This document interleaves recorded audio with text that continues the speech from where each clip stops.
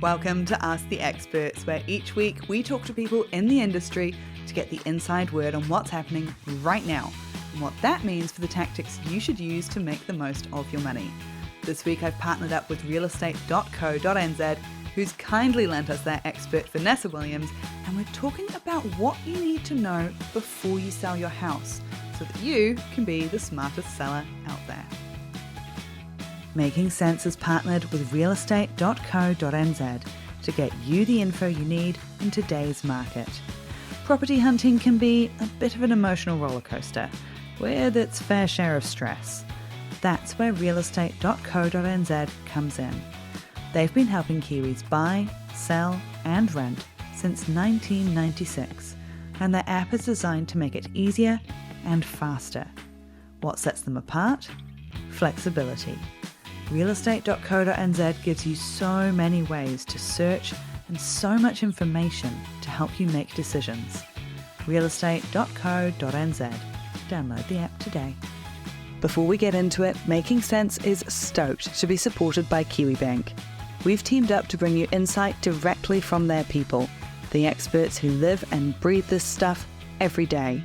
It's not the outdated stuff that worked 5 years ago. It's what's happening right now in the industry to help you make the most of your money. This is making Kiwi better off. This is Kiwi. All right. Hey, Vanessa, welcome back. Now, selling, it's a tricky one, right? Because I know a few episodes ago, we were talking about how it's a buyer's market at the moment. Sellers are a little bit on the back foot, and that does make things stressful, right? Because it's a lot of money for people. So would we still say buyer's market at the moment, do you think? Hello everybody, and well, thank you so much for having me back. Hey look, I would say on the whole it is still a buyer's market, and the reason for that is that we have quite a lot of stock or houses for sale on the market at the moment. So we are still seeing that it's definitely buyers are more in the driver's seat. But what I will say is we certainly had a vibe shift, if we want to call it that, in the property market towards the end of 2023 because we really saw those interest rates drop. Now, the property market is so driven by interest rates because, as we know, when those are up, it's more expensive to borrow money and therefore the house becomes more expensive, and also borrowing power does decline as well. So, it definitely has quite a big impact on the property market. So yes, I would say that it is still a buyer's market at the moment, but what I would say is that I have been to a few open homes over the summer break just because I can't help myself.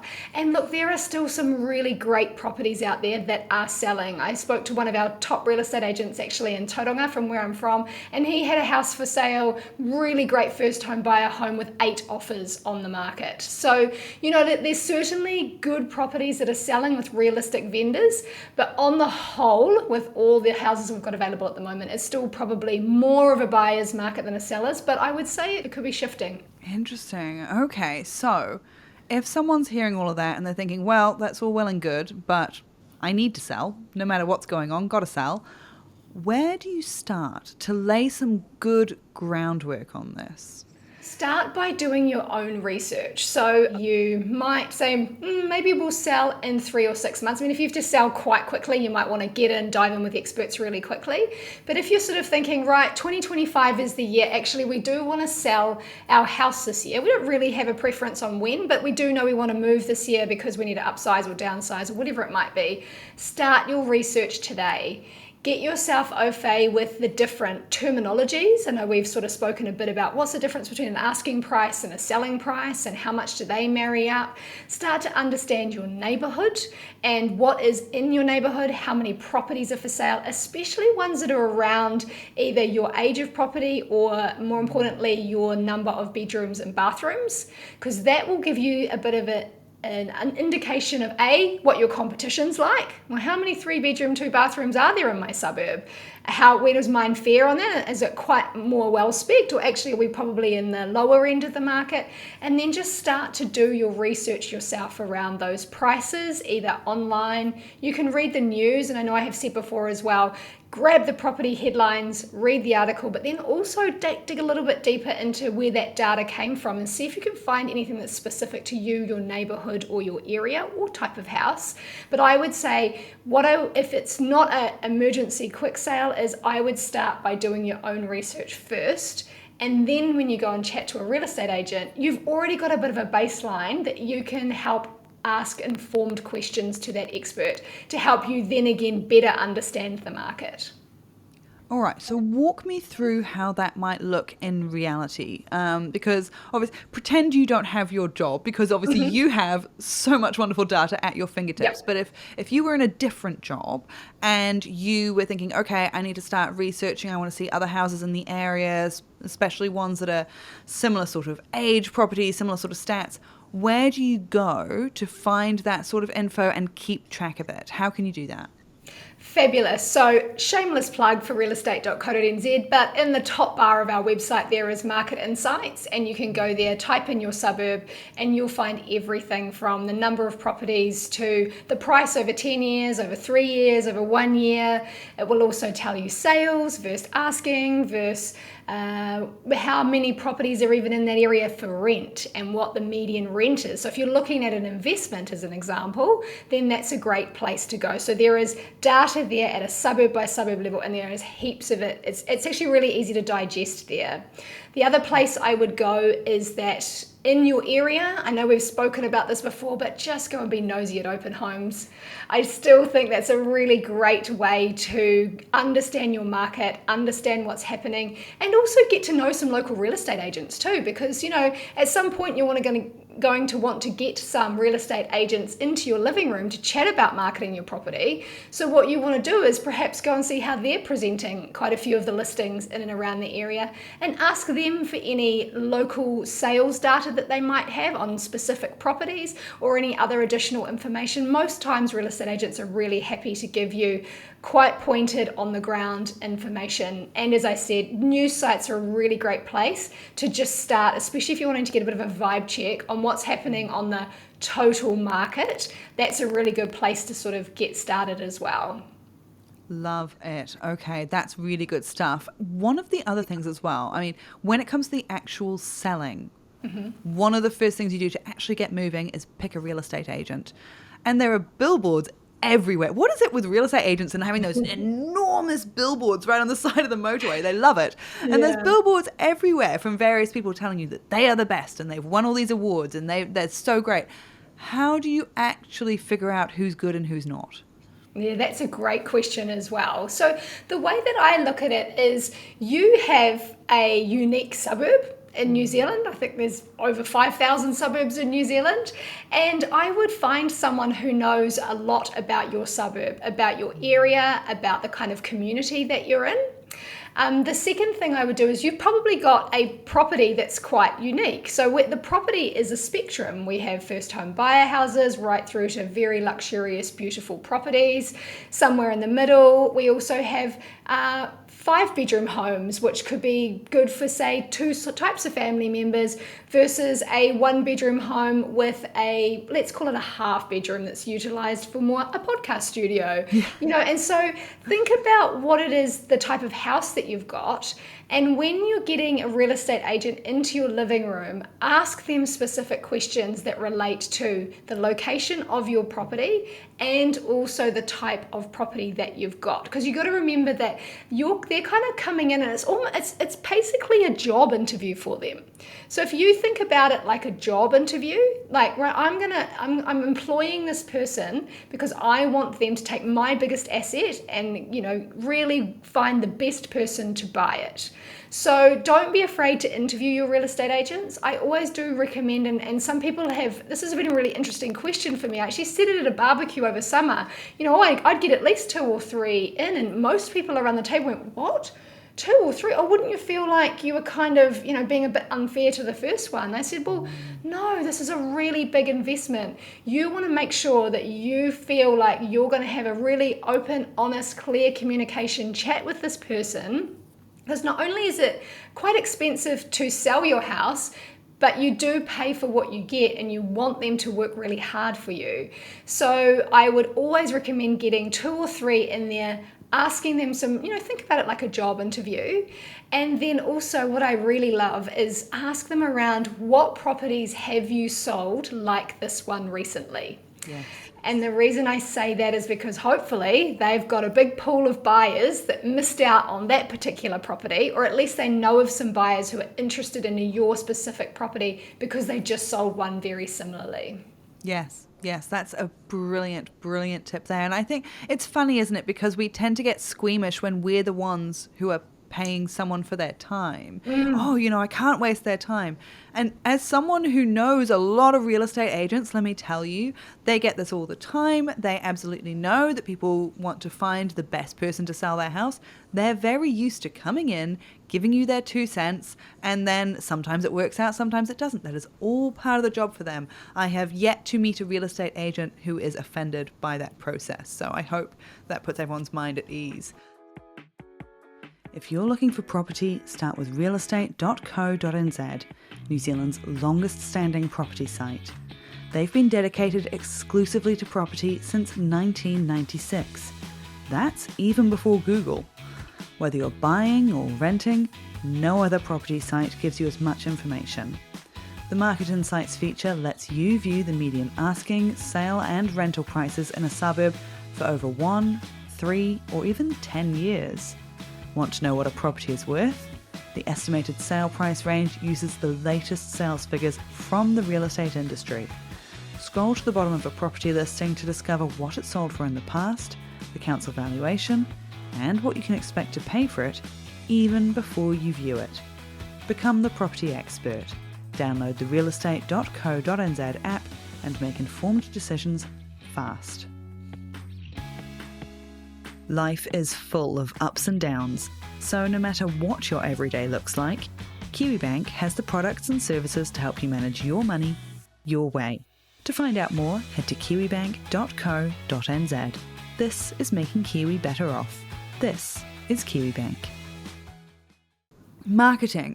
That's a really important part of the selling process. People don't buy what they don't know exists. So what's in, what's out when you're trying to market your house, and is anything a waste of money?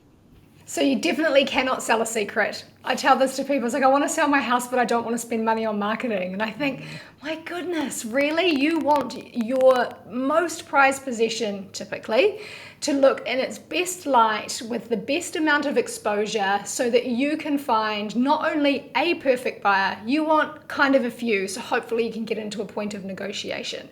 So that's the dream, right? And so, look, I think when you're chatting with those real estate agents, they will be able to talk specifically to your property and about what is good, what is, what you should do, what you shouldn't do. And of course, this has all got to fit within a budget. So don't get me wrong. I'm not saying you should go well out of something that you cannot afford, but certainly think about it as an investment into your investment of making sure that you can get the best exposure to sell it.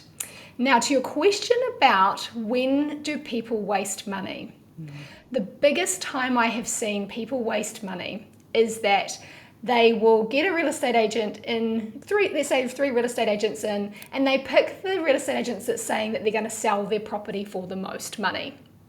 And then what happens is that's an unrealistic expectation on price. That is just not where the market is. And so they either get offers that are far lower than that, so they're not willing to sell for that amount, or they have to end up feeling really disgruntled about the purchase price. Now, the reason I say that where that wastes the money is that if you don't understand your market first, that's why I say do your research first, because everybody can think, But in 2021, my house was worth. And it's like, Yeah. unfortunately, we're not in 2021 anymore. The market has changed. The market has moved. Buyers and seller dynamics have changed. So you've got to reset your expectations for where the market is now. And the worst thing you can do is go, let's just pretend I get 3 real estate agents in, 2 say to me 800 and 850, and 1 says to me, oh, I can get you 1.2. If you go for the 1.2 million and we get a couple of offers in at 825 and 850, and then you pull your property off the market because you're like, I'm not selling for that, all of that money you invested in the marketing is gone. Yeah. And so what I always say to people is really ensure that your price expectations are where they need to be, because you can't really test a market. I mean, you might want to pop your house on and not do any marketing and see what happens, but the chance of you getting some live buyers is really slim, right? Because you're not marketing it, so people don't know about it. And so what I would say to people is, really think through, right, what is my price expectation? Is that realistic with the market? Of course, you'll try and get, what you can, but the market is where the market is. And if you're willing to accept that, then your marketing won't go to waste. It's if you have to market it, not accept the price, and then it comes off the market, you think, oh man, there goes that $5,000 that I just spent on marketing that you can't reuse really. 100%. You've kind of got to decide, are you in or you're out on this process? And I know it can feel like a lot of homework to do, but if you think about how much work you put into getting a job, which, that's your income for the year, and then you've got this enormous asset, which is your house. It might be worth $1 million, and you want to get the best you can from there. A little bit of homework could be the difference of tens of thousands at the end of the day. But just like you say, it's an interesting one, isn't it? Where you do want someone on your team who's going to be getting you the best price for that house. But there is also what's sometimes called buying the listing, where a real estate agent might come in and make all sorts of promises about how they can get you really top dollar. And there are some who are so good at their job, and that's accurate. And there are some who are waving a bunch of money in front of your face so that you'll sign up with them, they get the commission, and then they're hoping that you'll just accept whatever turns up. And if you've done a bit of that homework before to see what's in the area, and you're asking them those questions like what you've said about, what have you done for other people in my situation? What have you done with other properties similar to this one? You're able to sort through a little bit more and say, do I believe what this person is telling me about what they're going to achieve? You've got a bit more of an education to make a good choice on who's on your team, right? Oh yeah, and that team is really important. It is a team sport, property buying, and whatever that team looks like. But usually that consists of some builders and some lawyers, and a really good real estate agent makes all the difference. Will explain everything to you. And yeah, you're right. I think sometimes we forget that this is our biggest asset. We put we put 40 hours a week into our job. Yeah. And it is hard when you're selling, because you feel like then you've got a second job. It's the same with when you're buying, right? You're like, oh my goodness, how can I go home and then search property till 8 o'clock tonight or 12 o'clock tonight? But typically it's for a short period of time as well. And you are so right. It's like, if you just do that bit of extra homework, it's really going to help you in the long run. And don't be afraid to ask questions and get those experts right, because it's absolutely a team sport. Yeah. And to keep the sport metaphor going, it is a sprint effort where you might have to go hard for a bit, just like you're saying, but hopefully it's not too long. It's not a marathon. You're not running full tint for a marathon length. It's a sprint. So just, remember, it's not going to last forever. Now, last thing I want to hit you on for this one, are there different ways of selling that work in different markets, maybe different houses, your own personality? What sort of things impact the best sales tactic to use? So there's what we call price type method. And so what that means is that's kind of how you are selling, let's call it how you're accepting offers. So more recent sort of data is where around 30% of listings on our site have a display price. So that might be the vendor's asking for $1 million. So at that point, as a buyer, I've either got $1 million or I don't. That's either could be for me or it might not be for me. So you really quickly weed out whether you've got a buyer or not, because you're basically saying that's my number. And that's a pretty clear, it's about 30% of all listings. So 1 in 3 listings has a price on it. And then, which I think most people are aware of, is auctions. And so about 24% of listings have auctions. In a pretty typical market, I'm talking, about 24% are marketed by auction. Now, the difference with an auction is that can work quite well in a hot market if there's plenty of buyers circling around and you've really got a busy auction room. So when I looked at some of our past data and those really busy times in COVID, we had auctions up to almost 40% in a hot market. So that was a jump from 24% to almost 40%. And again, that is because there was lots of buyers around, really heavily invested in property at the time. But so you're hoping with there's so much competition, you'll get them all in a room and they bid up and it pushes up the price. Absolutely, yeah. That's the hope, and it's a very public way of selling your house. So that can be both a good and a bad thing. And the other thing I would say is that with an auction is you need the buyer. So when that hammer goes down, providing it's on the market, you've got to be an unconditional buyer. Now, where that might weed out some potential buyers is the likes of a first home buyer who's going to use their KiwiSaver as a deposit, right? Or if somebody sees your house the day before it's going to auction, they absolutely love it, but they don't have time to get their finance sorted in the building report together. So you could potentially, with an auction, you can sometimes weed out some buyers who might be able to purchase your house but just can't due to the inability to be an unconditional buyer. But, it's a very public way. It's very, you can see exactly what everybody's paying for because they're putting their paddles up in the market. And again, it's sometimes as a vendor, if you do want to go, well, realistically, am I being unreasonable as a vendor? Well, you go, well, put it up to auction and the market will tell you what it's worth. People will bid up to what it's worth.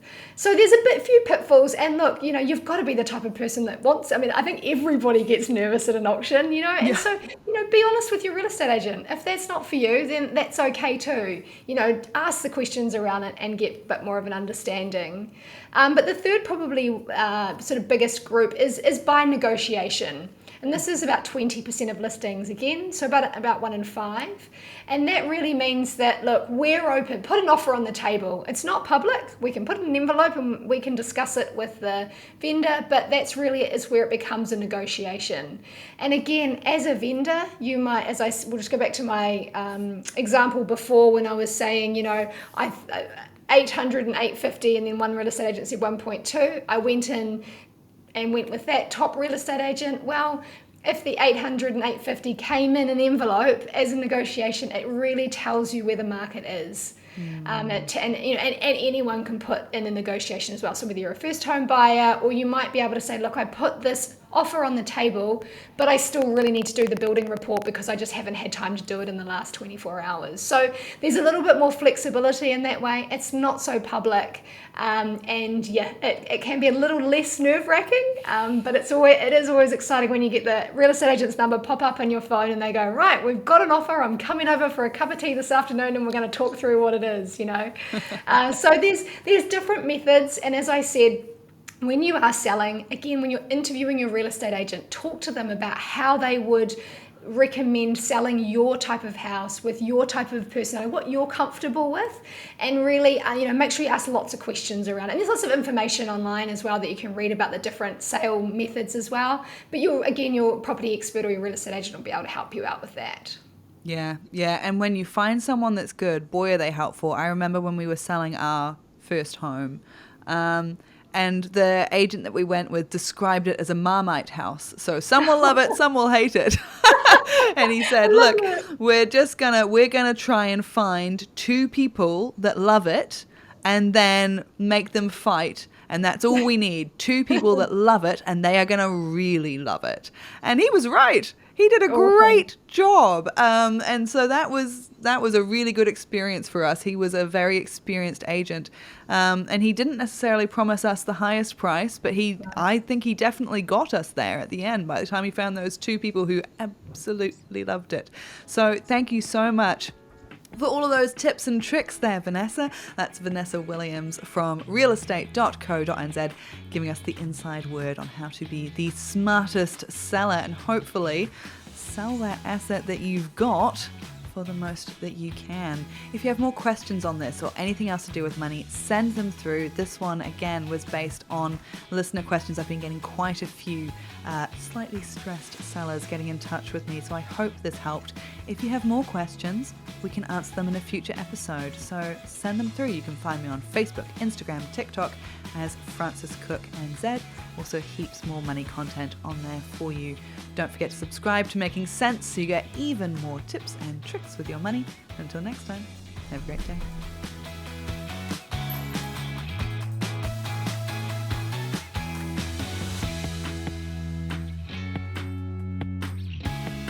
Just a note before you go. This podcast can only give you general information about how things work in most cases. It's not individual financial advice. We're all different, so some of this might not apply to your specific situation. Take what works for you, ignore the rest. If you're after individual financial advice, a financial advisor is always the best bet.